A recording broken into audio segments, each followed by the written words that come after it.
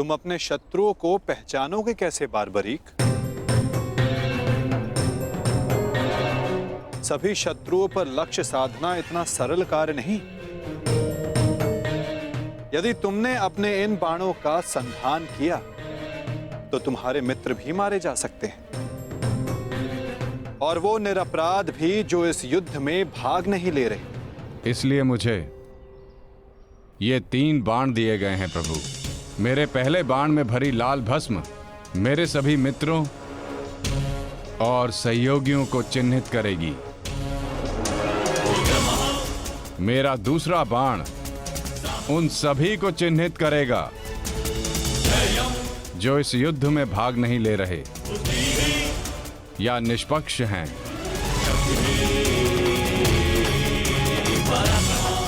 और ये तीसरा बाण एक क्षण में उन सभी का अंत कर देगा जिन्हें मैंने चिन्हित नहीं किया, अर्थात मेरे शत्रुओं का नाश। असंभव, मैं नहीं स्वीकारता। प्रत्यक्ष को प्रमाण की आवश्यकता नहीं है माधव। मैं यहां हूं, आप यहां हैं, और मेरे बाण भी। आप चाहें तो मेरा परीक्षण यहीं ले सकते हैं। बस लक्ष्य बताएं। तो ठीक है बारबरीक, लक्ष्य भी तुम्हारे समक्ष प्रस्तुत है। इस वृक्ष को देख रहे हो? इस वृक्ष के सभी सूखे पत्तों को अपना लक्ष्य बनाओ। परंतु स्मरण रखना बारबरीक, इस वृक्ष का कोई भी हरा पत्ता या कोई भी अध सूखे पत्ते का लक्ष्य भेदन नहीं होना चाहिए। स्वीकार है? आदेश का पालन होगा।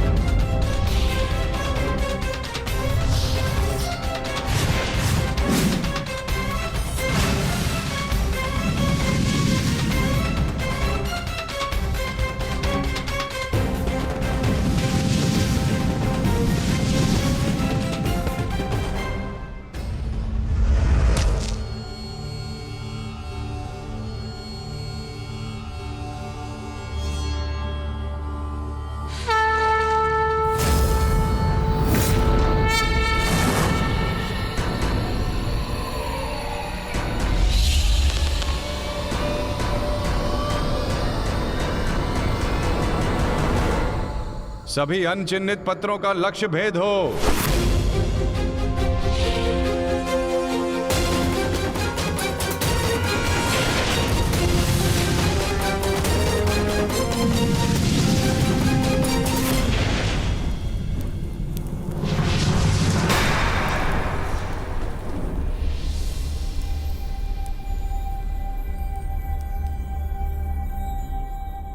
प्रतीत होता है कि कोई सूखा पत्ता शेष रह गया है बारबरीक। तुम असफल हुए। न मैं असफल हुआ हूं, और ना मेरा तीर कोई लक्ष्य छोड़ेगा।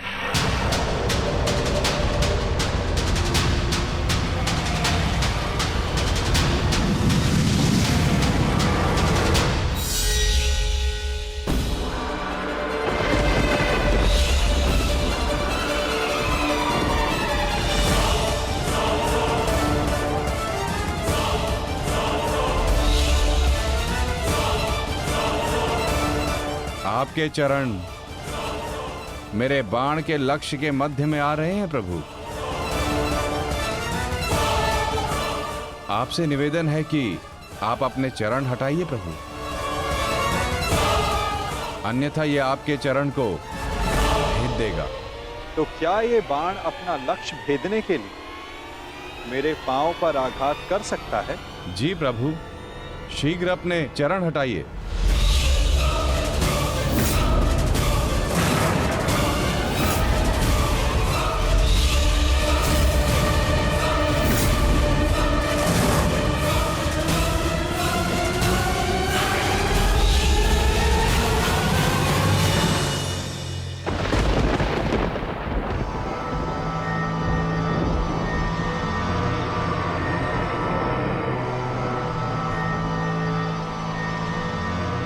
ये क्या किया वासुदेव? मेरा वरदान था कि ये बाण कभी लक्ष्य चूकेंगे नहीं। मैं वासुदेव आपके वरदान का मान अवश्य रखूंगा।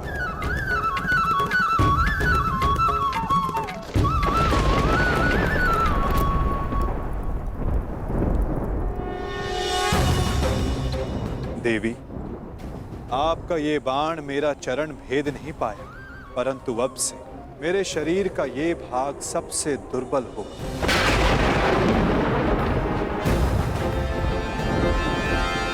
और अब कोई भी बाण मेरे इस स्मरण स्थल को भेद पाएगा।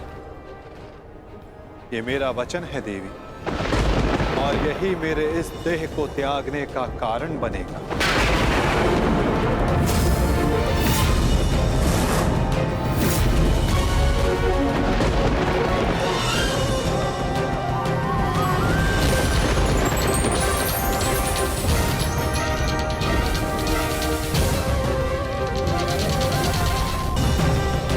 ये मेरा वचन है देवी, और यही मेरे इस देह को त्यागने का कारण बनेगा।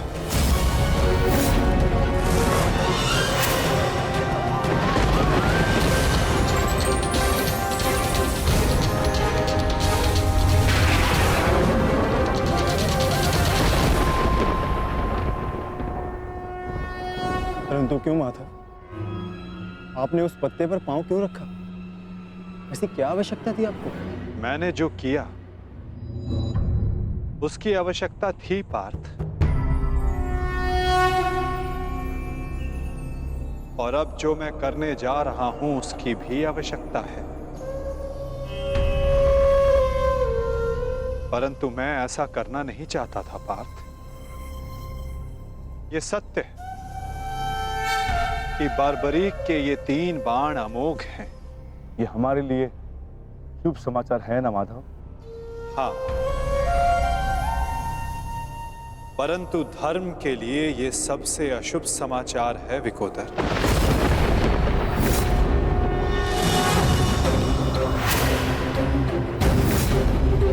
ये युद्ध केवल कौरवों और पांडवों के मध्य नहीं है। ये युद्ध धर्म और अधर्म के मध्य है। ये युद्ध पाप और प्रतिज्ञा के मध्य है। ये युद्ध श्राप और श्रापितों के मध्य है। और अब ये 3 बाण और इन बाणों का धारक बार्बरीक हमारे लिए सबसे बड़ी समस्या बन चुका है।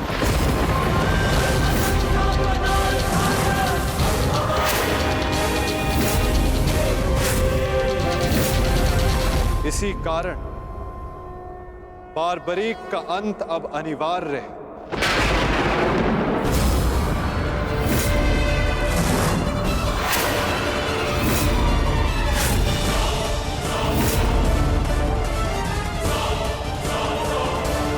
इसका वध अब अटल है।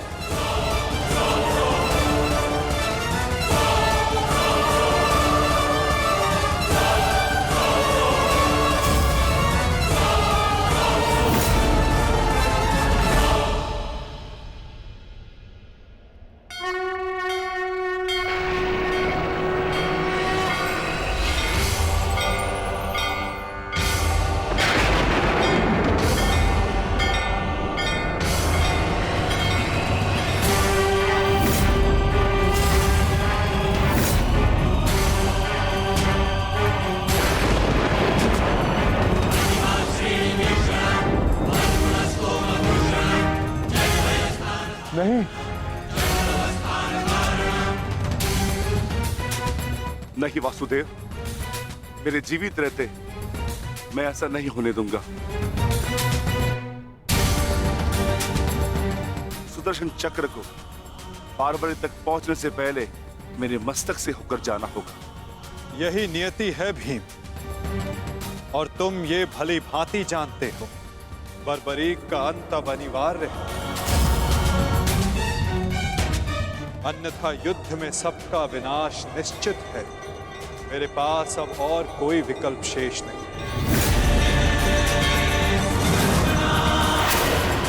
मुझे बारबरीक का अंत करना ही होगा।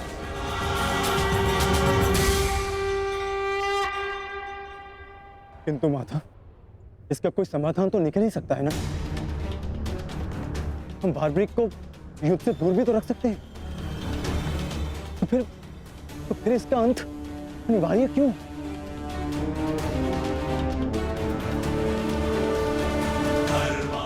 मैं अपने पुत्र को इसी क्षण जाने का आदेश दे दूंगा।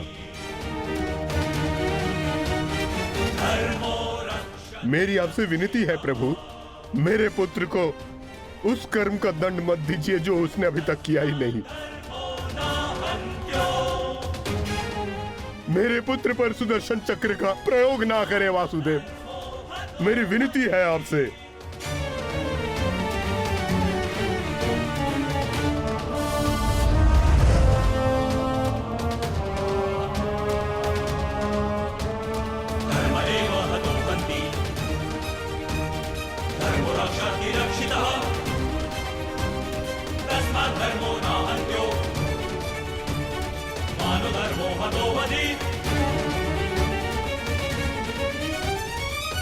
रुकिए पिताश्री।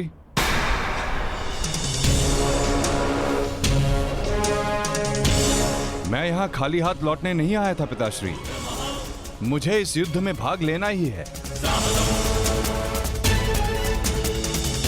मौन रहो तुम, तुम्हें अनुमान भी है तुम क्या बोल रहे हो? कदाचित मैं दृष्टा कर रहा हूं पिताश्री, परंतु मैं एक योद्धा भी हूं, और एक सच्चा योद्धा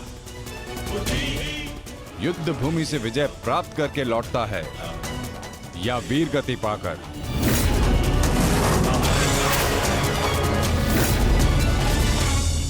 क्षमा कीजिएगा वासुदेव, परंतु युद्ध में बारबरीक के भाग लेने से हमें क्या हानि होगी? बारबरीक हमारे पक्ष से युद्ध करेगा, हानि तो केवल कौरवों को होगी वासुदेव। नहीं युधिष्ठिर, जो तुम्हें दिख रहा है वो सत्य नहीं है। क्यों बारबरीक, मैंने उचित कहा ना? मैं समझा नहीं वासुदेव। बारबरीक निश्चित रूप से हमारे पक्ष में लड़ेगा, तो इसमें क्या संदेह है? जो पौत्र, सत्य यह है कि मैं इस युद्ध में निर्बल पक्ष की ओर से भाग लूंगा।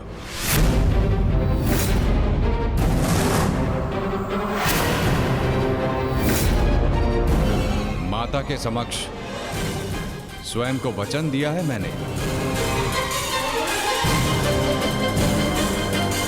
परंतु समस्या क्या है वासुदेव? ये तो स्पष्ट है कि हम पांडवों के पास 7 अक्षणीय सेना है और कौरव के पक्ष में 11 अक्षणीय सेना। कौरव के पक्ष में पितामह भीष्म, और गुरु द्रोणाचार्य भी है। शक्ति गणना के अनुसार कौरव का पलड़ा हमसे अधिक भारी है, इसलिए बार्बरिक हमारे ही पक्ष में युद्ध लड़ेगा। विनाश तो होगा प्रभु, परंतु केवल कौरवों का। मैं आपको वचन देता हूं, मेरे परिवार को हानि पहुंचने से पूर्व मैं अपना शीर्ष आपके चरणों में रख दूंगा। तुम सत्य नहीं देख पा रहे हो वीर। तुम जानना चाहते हो बार्बरी, यदि तुमने इस युद्ध में भाग लिया तो क्या होगा?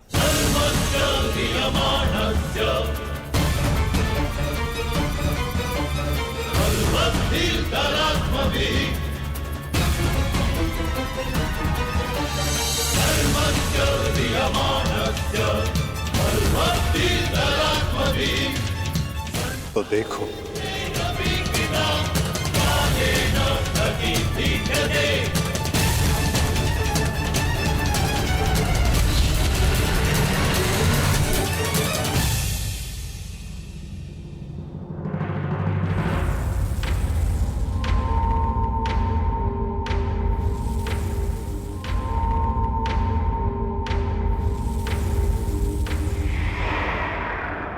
तुम्हारा स्वयं को दिया गया वचन इस युद्ध को किसी भी दिशा में जाने नहीं देगा बार्बरी।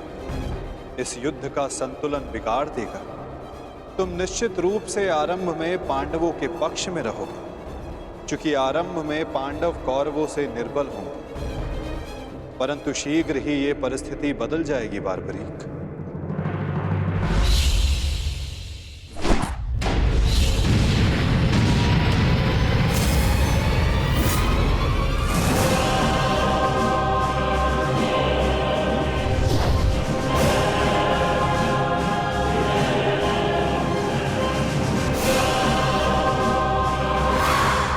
जब कौरवों का विनाश प्रारंभ होगा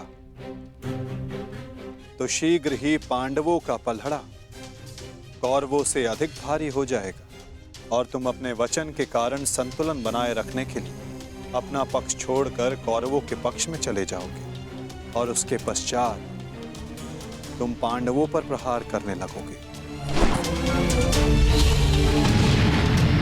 और इसी कारण इस युद्ध का संतुलन बिगड़ जाएगा।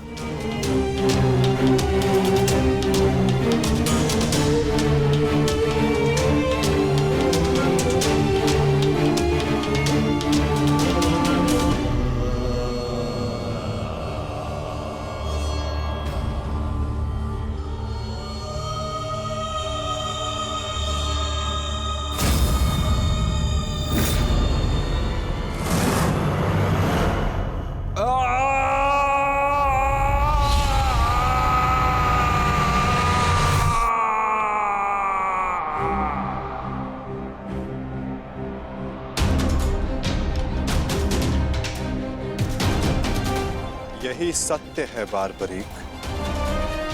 यदि तुम इस युद्ध में हुए तो यही होगा। करूं प्रभु, संसार का हर योद्धा अपना युद्ध चुनता है, क्या मुझे ये युद्ध चुनने का अधिकार नहीं? योद्धा कभी अपना युद्ध नहीं चुनता बार्बरीक, युद्ध अपना योद्धा चुनता है।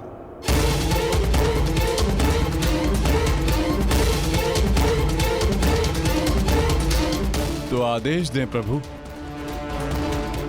मुझे क्या करना है? ये युद्ध एक यज्ञ है बार्बरीक, और तुम्हें त्याग और बलिदान देना होगा, स्वयं के प्राणों का दान।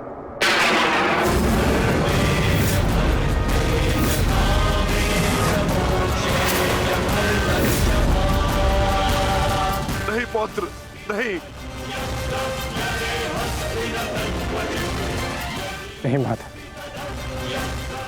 नहीं। आप ही कहते हैं ना प्रभु कि प्रत्येक मनुष्य के जीवन का कोई ना कोई लक्ष्य होता है। मेरी बस एक ही इच्छा थी कि मैं भी इस युद्ध में भाग लूं। मैं भी इस युद्ध को देखना चाहता था, इसका साक्षी बनना चाहता था। भगवान श्याम को अपना धर्म निभाते देखना चाहता था। क्या मेरी ये इच्छा अधूरी रह जाएगी? मैं वचन देता हूं बारबरी, इस युद्ध का साक्षी बनने की तुम्हारी इच्छा मैं अवश्य पूर्ण करूंगा। यदि इस युद्ध में तुम मेरी सहायता करना चाहते हो बारबरीक, तो तुम्हें स्वयं को इस युद्ध से विरक्त करना होगा। और इसका केवल एक ही मार्ग है जो तुम भली भांति जानते हो।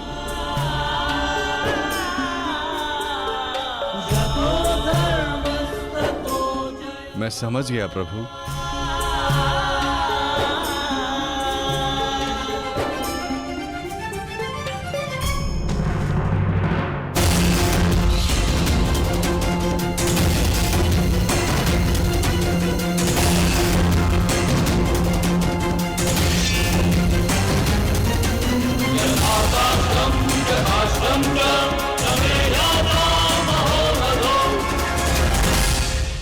मैं घटोत्कच पुत्र महाबली भीम पौत्र बर्बरीक स्वेच्छा से अपना शीश भगवान कृष्ण के चरणों में भेंट करता हूं।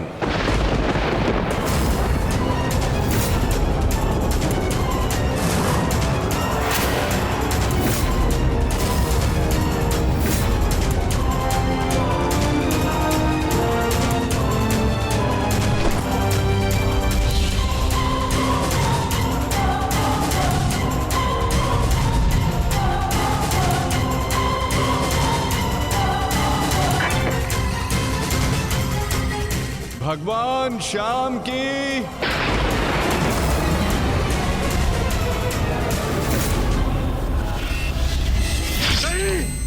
पुत्र बारबरीक,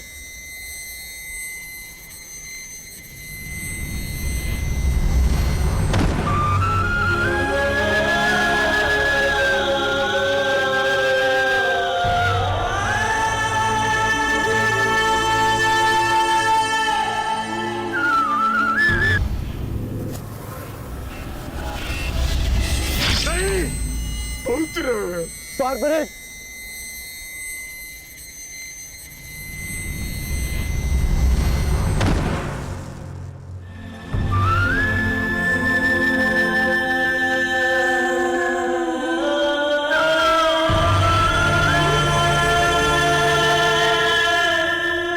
मेरे पुत्र की कामना थी इस युद्ध का साक्षी बनने की, वो भी अधूरी रह गई।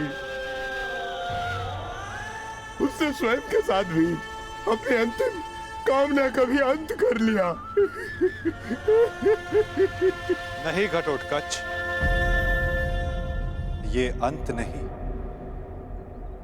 प्रारंभ है। बारबरीक की अंतिम इच्छा अवश्य पूर्ण होगी।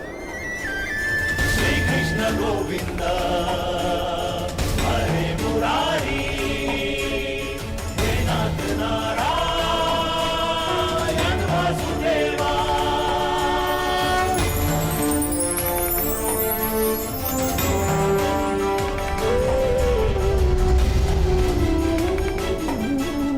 श्री कृष्ण गोविंद हरे मुरारी, हे नाथ नारायण वासुदेवा। श्री कृष्ण गोविंद हरे मुरारी, हे नाथ नारायण वासुदेवा। श्री कृष्ण गोविंद हरे मुरारी, हे नाथ नारायण वासुदेवा। श्री कृष्ण गोविंद हरे मुरारी, हे नाथ नारायण वासुदेवा।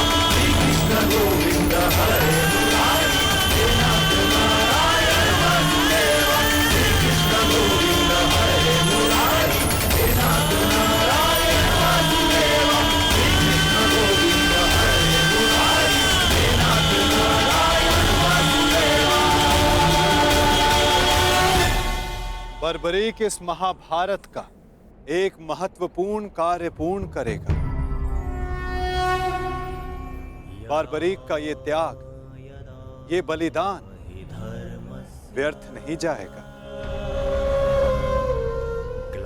तुम सदैव अपने साहस, बुद्धिमता, इस महायुद्ध के, इस महाभारत के एकमात्र साक्षी के रूप में जाने जाओगे बारबरीक।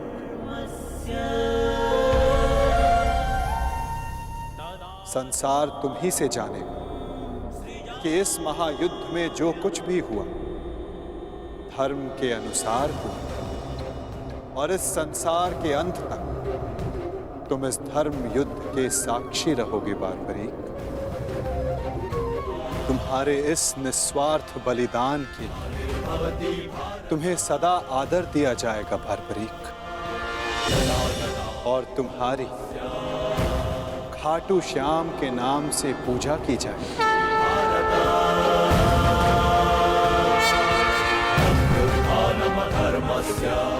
तुम हर उस निर्बल की सहायता करो जो तुम्हारे समक्ष सहायता मांगने आएगा।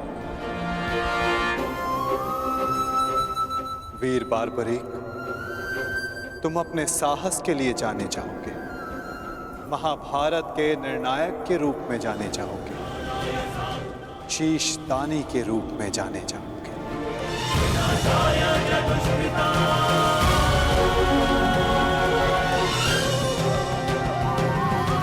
इस युद्ध रूपी यज्ञ में यही नियति है विजय की। विजय बलिदान मांगती है, विजय दान मांगती है। दानी बारबरीक, तुम सदा अमर रहोगे।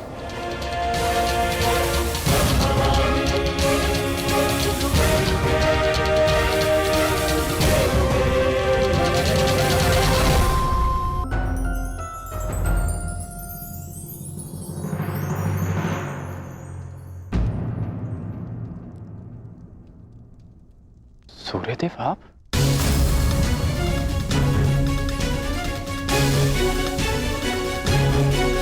बड़ी बात। कल्याण हो पुत्र।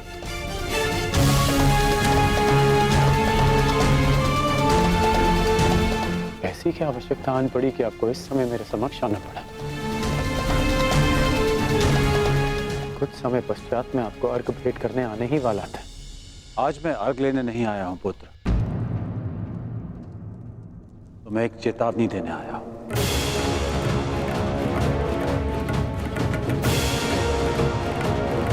और वो ये, तुम कल प्रातःकाल मुझे अर्घ भेंट करने मत आना। और यदि तुम मुझे अर्घ भेंट करने आए तो तुम अपना सर्वस्व खो बैठोगे।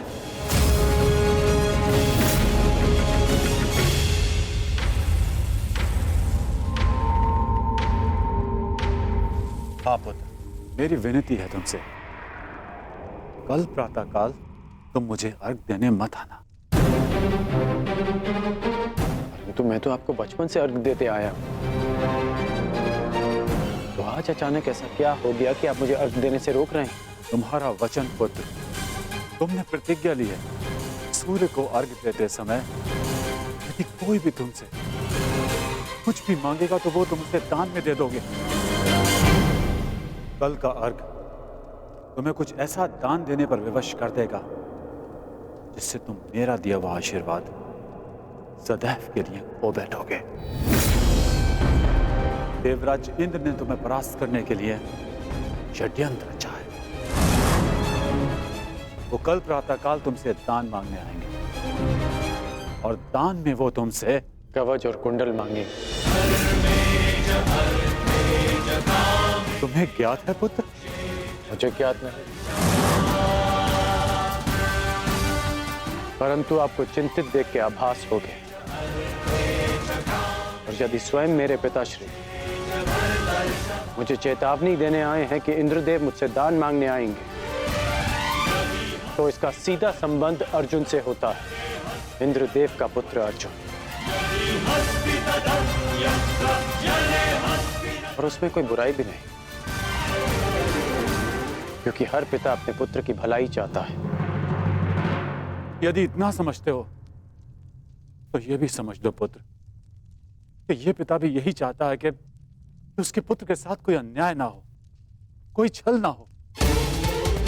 मेरी विनती है तुमसे, कल प्रातःकाल मुझे अर्घ देने मत आना।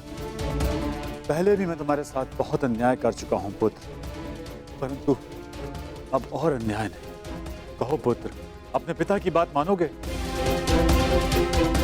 कल प्रातःकाल अर्घ देने नहीं आओगे ना? मुझे उत्तर दो पुत्र,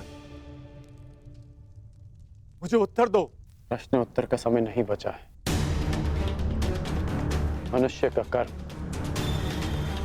उसके हर प्रश्न और उत्तर से बड़ा होता है। और अब आपके कर्म का समय हो गया है। अंधकार में डूबे समस्त संसार को आपको प्रकाश देना है।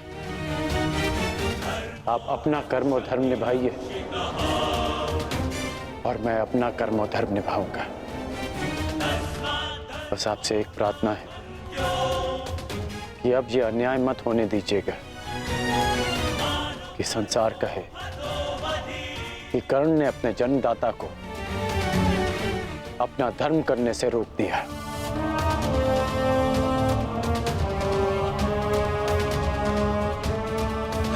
प्रणिपात पिताश्री। मुझे आशा है पुत्र तुम मेरी विनती स्वीकार कर। कल्याण हो तुम्हारा।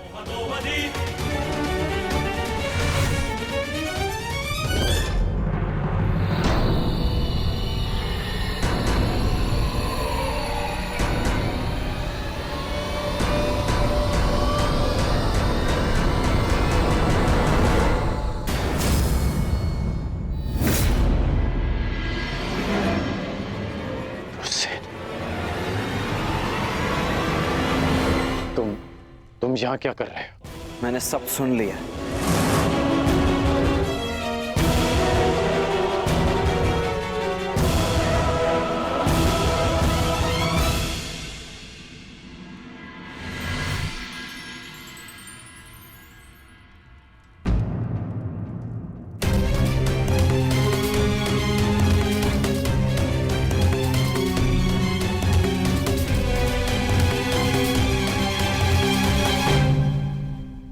सूर्य नारायण, आप यहाँ? इस प्रकार यहाँ आने के लिए मैं आपसे क्षमा चाहता हूं, परंतु पुत्र कर्ण पर बहुत बड़ा संकट आने वाला है। उसे सावधान करना होगा।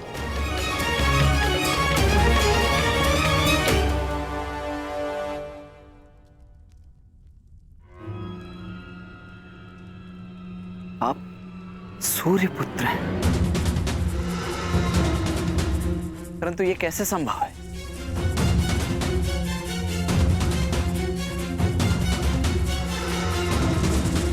मेरे जन्म से पूर्व एक स्त्री को वरदान मिला था कि वो किसी भी देवता का आवाहन करके कोई भी वरदान पा सकती थी। उस स्त्री को विश्वास नहीं हुआ और उसने इस वरदान को परखने का प्रयास किया। उसने सूर्यदेव का आवाहन किया और वरदान से बद्ध सूर्यदेव को उन्हें पुत्र देना पड़ा, परंतु वो अविवाहित कन्या समाज के भय से भयभीत हो गई और उसने उस बालक को गंगा में बहा दिया। वो बालक मैं था, जिसे पिता अधिरथ ने पाला। सूर्यदेव के आशीर्वाद के रूप में मुझे कवच और कुंडल मिले, जो आप इंद्रदेव छीन लेना चाहते हैं अपने पुत्र अर्जुन के लिए। सूर्यदेव मुझे यही समझाने आए थे कि मैं इंद्रदेव को कल दान ना दूं। अर्थात आज आप अर्घ देने नहीं जा रहे?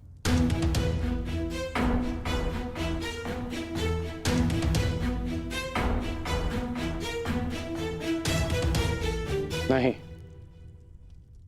मैं अवश्य जाऊंगा।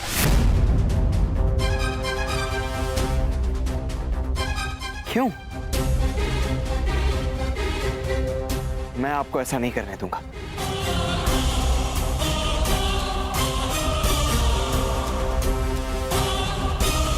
मुझे क्यों नहीं जाना चाहिए? एक दान के भय से अपना संकल्प तोड़ दो, अपना सम्मान खो दो। नहीं पुत्र, ये सूत पुत्र ऐसा कायर नहीं है। आप स्वयं के साथ ऐसा अन्याय कैसे होने दे सकते हैं पिताश्री? आप भली भांति जानते हैं आपके साथ छल होने जा रहा है। फिर भी वो सूर्यदेव जिन्होंने आपको अपना नाम कभी नहीं दिया, जिस पर आपका अधिकार था, वो सम्मान कभी नहीं दी, फिर भी आप उन सूर्यदेव के सम्मान के लिए इंद्रदेव के बिछाए जाल में फंसने जा रहे हैं। पिताश्री, ये कवच आपकी सबसे बड़ी सुरक्षा है और आप इसे इंद्रदेव को दान में दे देंगे। क्यों? केवल सूर्यपुत्र होने के सम्मान के लिए? नहीं, एक सूत पुत्र होने के अभिमान के लिए।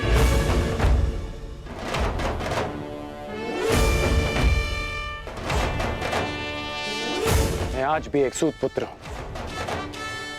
एक सूत ने ही मुझे प्रेम दिया, सम्मान दिया, अधिकार दिया, आवश्यकता पड़ने पर धनुष दिया। जब मैंने उससे दूर जाने की आज्ञा मांगी तो उन्होंने मुझे वो भी दी।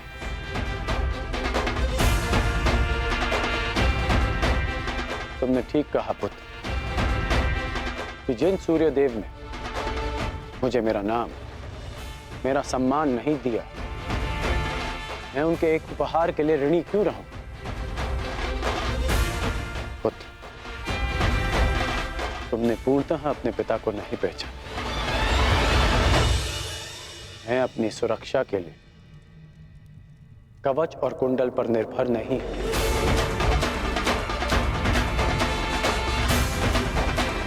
मेरी शक्ति मेरा वो साहस है जो मैंने अपनी मां राधा से पाया। मेरी शक्ति मेरा वो विश्वास है जो मैंने अपने पिता अधिरथ से पाया। मेरी शक्ति वो तिरस्कार है जो मैंने समाज से पाया। इस राधेकरण के कौशल और योग्यता को किसी कवच कुंडल की आवश्यकता नहीं है। परंतु पिताश्री, ये सब अन्याय है। जो भी आपके साथ हो रहा है, ये सब अन्याय है। कदाचित ये अन्याय है, परंतु कोई और अन्याय करे, इसका अर्थ ये नहीं कि हम भी न्याय का पथ छोड़ दें। मैं अपना मार्ग चुन चुका हूं। यदि तुम्हारे मन में मेरे लिए कोई भी स्थान है, एक पिता के रूप में या एक योद्धा के रूप में, तुम इस रहस्य को रहस्य ही रखोगे। तुम्हें मेरी सौगंध है। वचन दो मुझे पिताश्री। वो वचन दो मुझे वृषसेन।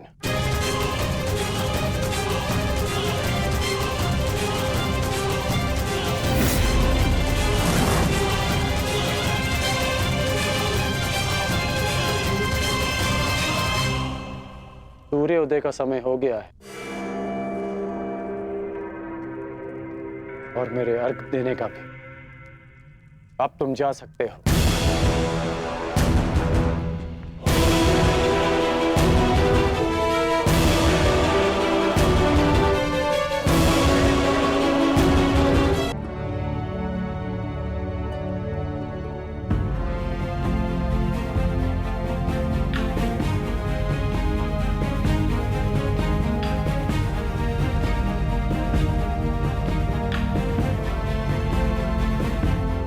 क्या हुआ माता? समय हो गया है, परंतु अभी तक सूर्यदेव उदित नहीं हुए। क्योंकि कदाचित ये उदय होने का उचित समय नहीं है पार्थ। मैं समझा नहीं माता। सूर्यदेव का उदित होना अनिवार्य है, प्रकृति का नियम है। भला इसके विरुद्ध कौन जा सकता है?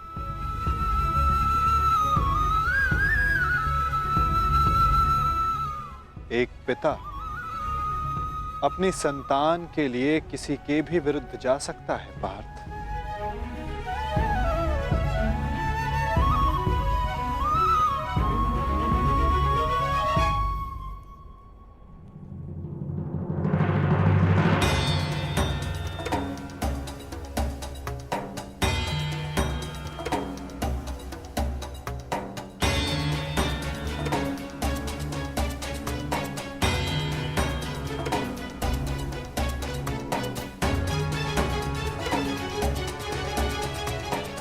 प्राणिपात वासुदेव।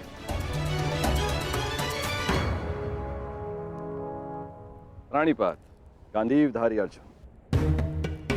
प्राणिपात, परंतु मैंने आपको पहचाना नहीं ब्राह्मण देव। महान व्यक्ति के पास समय ही कहां होता है किसी और से परिचित होने के लिए, परंतु महान व्यक्ति से समस्त संसार परिचित रहता है। वासुदेव का पराक्रम और अर्जुन के शौर्य से ऐसा कौन है इस संसार में जो परिचित ना हो।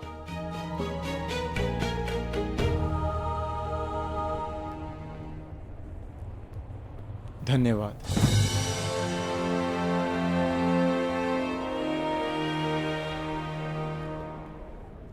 मेरा आशीर्वाद है अर्जुन, इस महाभारत के युद्ध में तुम्हारी विजय निश्चित है।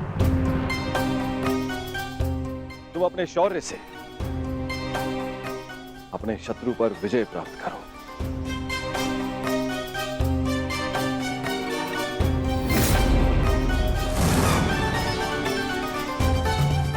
मैंने आपकी बात सुनी वासुदेव, और मैंने उसके मंतव्य को भी समझा, परंतु सूर्यदेव केवल एक पिता ही नहीं, वो इस समस्त संसार को ऊर्जा भी देते हैं। किसी भी स्थिति में उन्हें अपना कार्य पूर्ण करना ही होगा।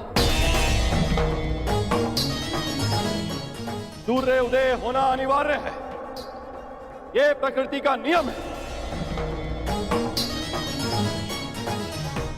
अवश्य, परंतु इन नियमों के बंधन में सभी आते हैं ब्राह्मण देव। सूर्य देव पर, मुझ पर भी, और आप भी। नियति चाहे प्रकृति की, चाहे देवताओं की हो या फिर मनुष्य की, परंतु उसे समझ पाना बहुत कठिन कार्य है। आपको स्मरण करवा देता हूं ब्राह्मण देव, मनुष्य को दुर्बल समझना देवताओं के लिए घातक सिद्ध हो सकता है। ऐसा कोई विघ्न नहीं जो एक दृढ़ निश्चयी मनुष्य का मार्ग रोक सके। यदि मनुष्य चाहे तो वो पर्वतों का स्थान भी बदल सकता है। मैं मनुष्य की नियति और निश्चय को कम नहीं आंक रहा वासुदेव, परंतु किसमें कितना बल है ये तो केवल परीक्षा से ही सिद्ध होगा। कभी कभी परीक्षा में परीक्षार्थी नहीं, परीक्षा लेने वाला भी असफल हो जाता है ब्राह्मण देव।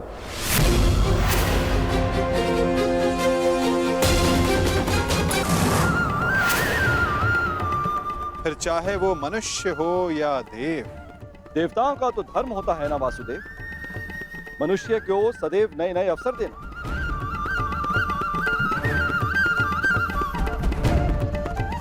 उचित कहा आपने ब्राह्मण देव, परंतु अवसर में यदि छल और भेदभाव आ जाए तो वो अवसर नहीं होता।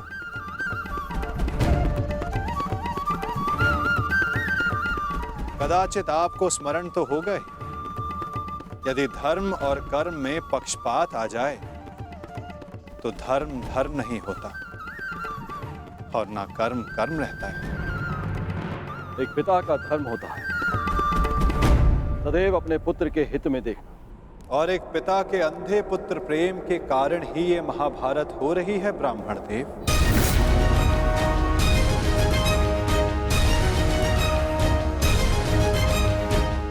मुझे पिता से कोई लेना देना नहीं, देखना यह है कि क्या एक पुत्र अपना धर्म निभा पाता है या नहीं।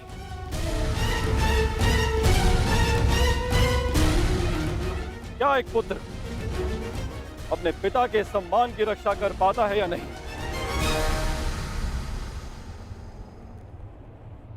आज्ञा दें वासुदेव, मेरा प्रस्थान करने का समय हो चला है। प्राणिपात।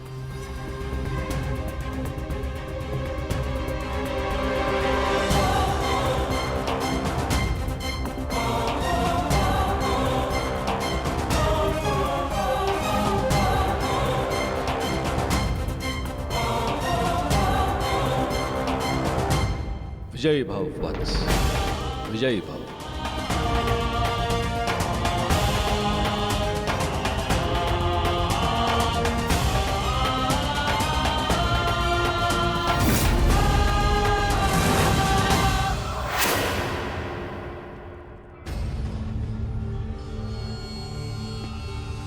रुक जाइए पिताश्री।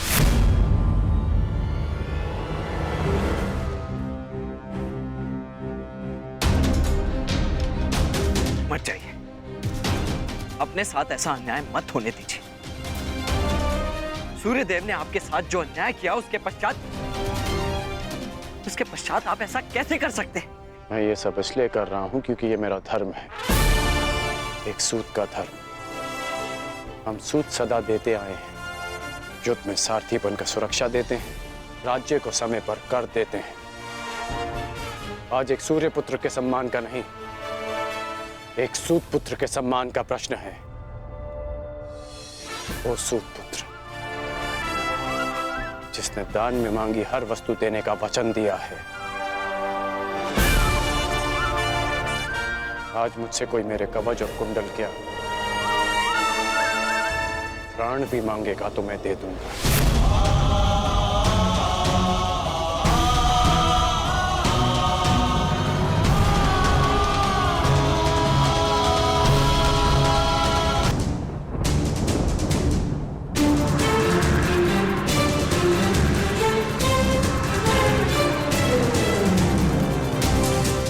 नहीं पिताश्री, मैं आपको ऐसा नहीं करने दूंगा, चाहे कुछ भी हो जाए। मेरे मार्ग से हटो, मेरे मार्ग से हटो और मुझे मेरा धर्म निभाने दो।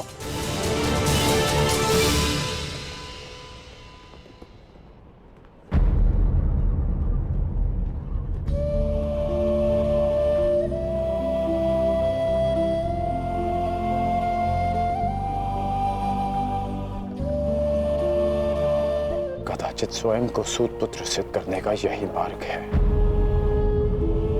कि मैं सूर्य से मिले इस आशीर्वाद को स्वयं से सदा के लिए दूर कर दूं।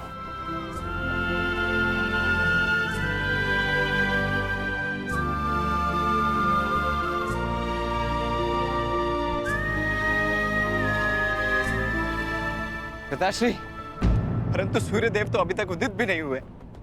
सूर्य देखे बिना उन्हें अर्घ कैसे देंगे पिताश्री?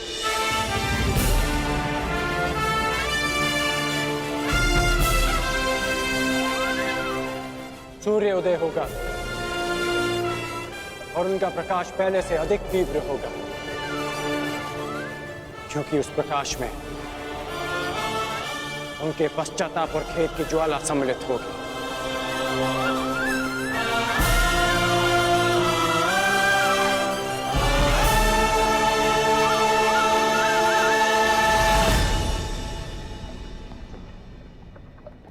पश्चाताप तो मुझे भी है पिताश्री, कि मैं आपको कभी ठीक से समझ ही नहीं पाया।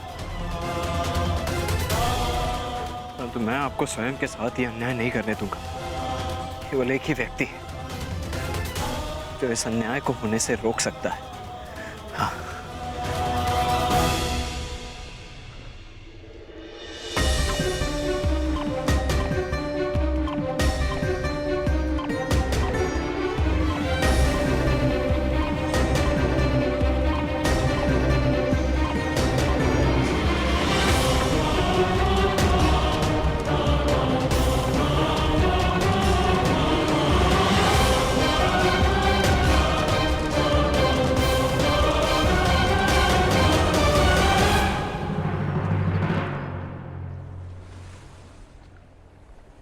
सूर्यदेव, ये एक पिता का धर्म होता है कि वो अपने पुत्र को उचित मार्ग दिखाए। क्या अब एक पुत्र अपने पिता को मार्ग दिखाएगा?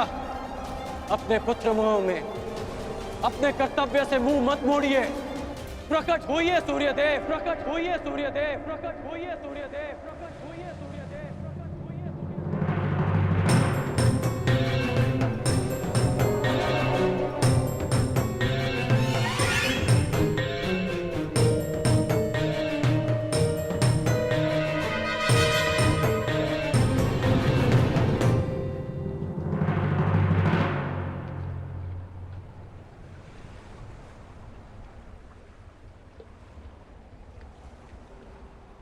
सूर्यदेव ने ना उदय होने का प्रण लिया है कर्ण।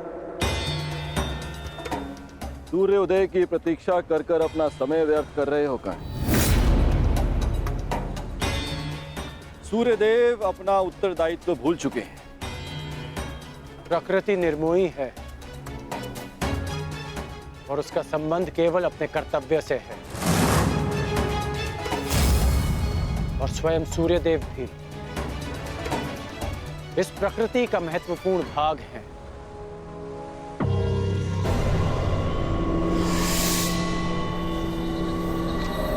उन्हें आना होगा, और आप जिस उद्देश्य से आए हैं, जिस दान की अपेक्षा से आए हैं, वो दान आपको अवश्य मिलेगा। इंद्रदेव।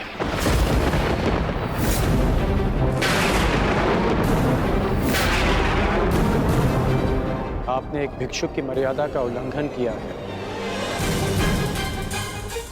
अपने वास्तविक रूप में आइए इंद्रदेव।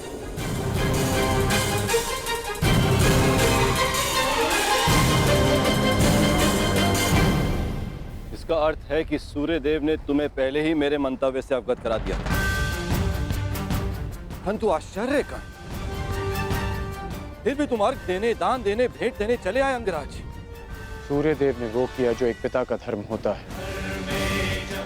आपने वो किया जो एक पिता का मोह होता है, और मैं वो करूंगा जो एक योद्धा का कर्तव्य होता है, वचन का पालन। और जब देवराज स्वयं भिक्षुक बनकर दान मांगने आए हैं, तो इस राधे के लिए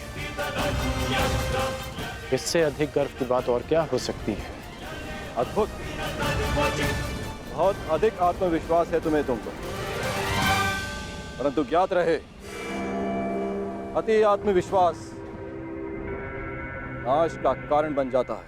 विश्वास तो आप खो बैठे हैं कि जब तक मेरे पास कवच और कुंडल है, आपका पुत्र अर्जुन मुझे परास्त नहीं कर पाएगा। मेरे लिए यह गर्व की बात है कि अर्जुन मेरा सामना तब करेगा जब मेरे पास कोई सुरक्षा नहीं होगी। तभी मेरा वास्तविक कौशल उसके समक्ष आएगा। बहुत अहंकार है तुम्हें स्वयं पर अंगराज। भला मुझे किस बात का अहंकार होगा? कवच और कुंडल का? ये तो एक पुत्र को उसके पिता की ओर से एक सामान्य उपहार है। मेरा अभिमान, मेरा पराक्रम और कौशल है, जिसे अब आप भी देखेंगे और आपका पुत्र भी। मैं अपना कवच और कुंडल आपको प्रसन्नता से भेंट कर दूंगा, क्योंकि युद्ध में बने रहने के लिए मुझे इनकी आवश्यकता नहीं है। उसके लिए मेरा पराक्रम और मेरे गुरु का प्रशिक्षण ही पर्याप्त है। परंतु आपको दान लेने के लिए एक ब्राह्मण का रूप धारण करने की आवश्यकता नहीं थी।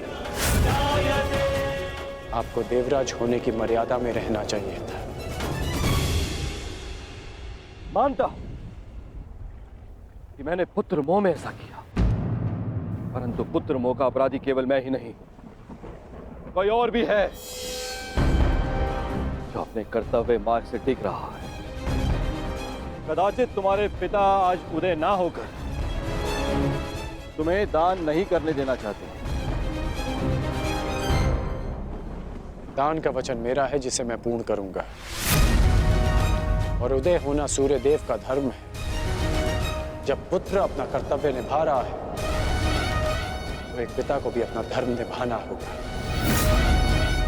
सूर्यदेव को उदित होना होगा।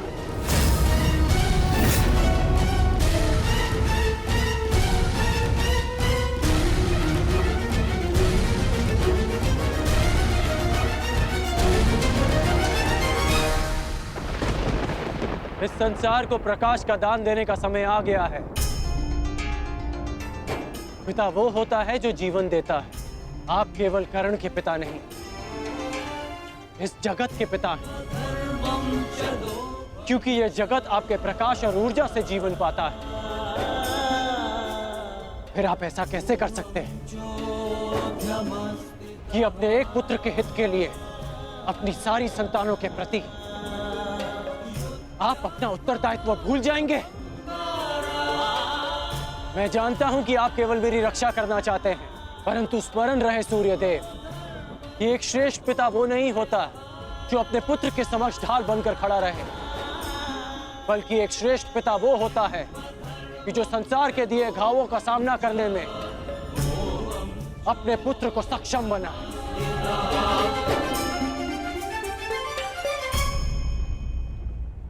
अवसर की प्रतीक्षा अवसरवादी करते हैं, छल करके अपना मंतव्य पूर्ण करते हैं।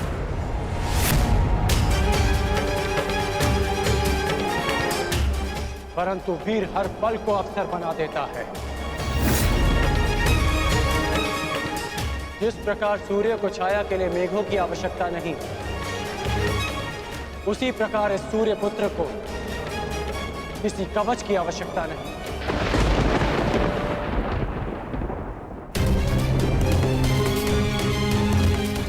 आपने अपना कर्म किया, अब मुझे मेरा धर्म निभाने दीजिए।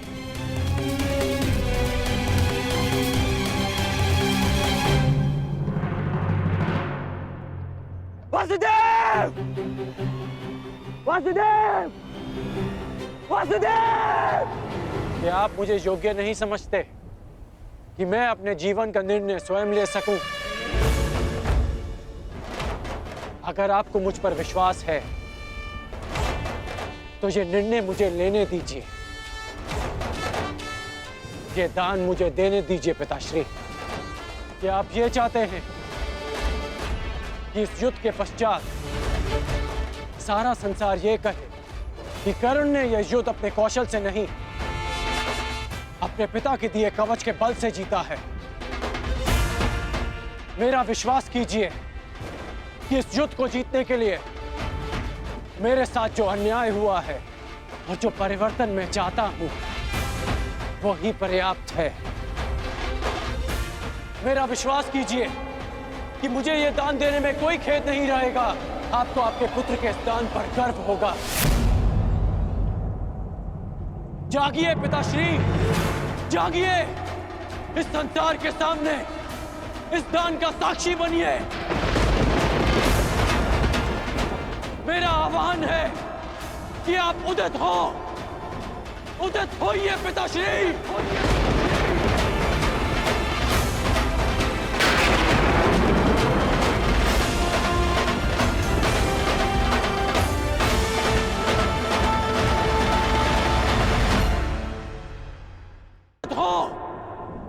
उदित होइए पिताश्री।